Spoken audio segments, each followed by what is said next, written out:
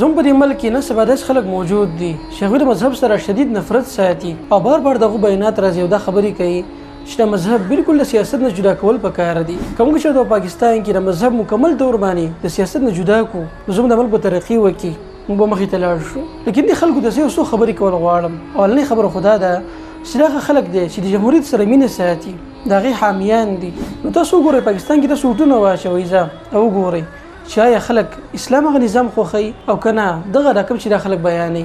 واضح خبره ده چې پاکستان کې اکثریت داسې دی چې هغوی د دین سره مینه کوي، مذهب خوښوي، اسلامي نظام خوښوي. دا خبره خو دې خلکو غلطه شوه. هغه جمهوریت چې د هغې موافق یو کار کېږي دوی د هغې خلاف دي.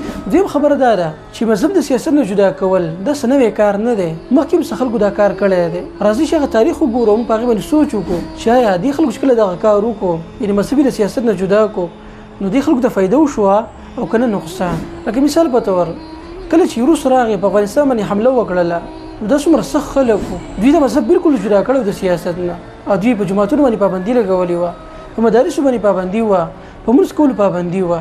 لیکن آیا دې خلکو ته څه فایده میلاو شوه؟ په لس کالو کې دنده د دوی هغه ملک ټوکلو ته تقسیم شو، د دوی هغه جاه و جلال داسې ختم شو په دنیا کې چې نه سبا زمانې پورې هغه خپل ځای ته واپس نه دی راغلی. دویم تاسو یورپ ته وګورئ، په یورپ کې پخوا د عیسایانو خپله بادشاهي وه د پوپ، لیکن بیا د یورپ والا خلک راپاڅېدل، د هغې په خلاف احتجاج وکړو، هغوی راولګېدل، د مذهب بالکل جدا کړو د سیاست نه. لیکن نه سبا تاسو راشئ وګورئ دغه یورپ والا خلک کوم چې د مذهب بالکل جدا کړو د خپل ځان نه دوی کومه فایده ترلاسه کړه. دا خبره خو صحیح ده چې دې خلکو د سماجي ترقي میلاو شوه، لیکن روحاني طور باندې دا خلک څومره تباه و برباد شو. دغه انقلاب نه وروسته د یورپ والا خلکو د پیسو په لحاظ سره ترقي وکړه، لیکن د دوی هغه خانداني نظام بالکل تباه شو، اخلاقیات په دغه خلکو کې ختم شو. او نن سبا دغه خلکو د حالات دې زیات رسېدلي دي چې د خلکو د حاکمان په جړه باندې جاړي او د خپل عوامو ته وایي چې تاسو د بېحیایۍ نه قلار شئ. د دې فحاشۍ د وجې نه د دغه خلکو هغه بادیانې بالکل لاړې ختمې شولې. دا خلک په دې سوچ کې دي چې آیا په مستقبل کې به زموږ داسې نوجوانان موجود دي چې هغه زموږ په دې ملک باندې حکمراني وکړي.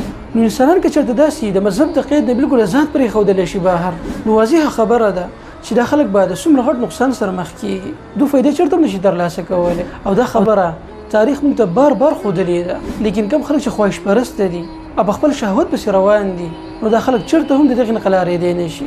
دا خلک ځان ته ډېر تعلیم یافته او قابل ترین خلک وایي، لیکن د دې په لحاظ سره دا خلک بالکل لاندې دي. دوی په حقایقو باندې بالکل پرده اچولې ده، هغوی نظر انداز کړی دی.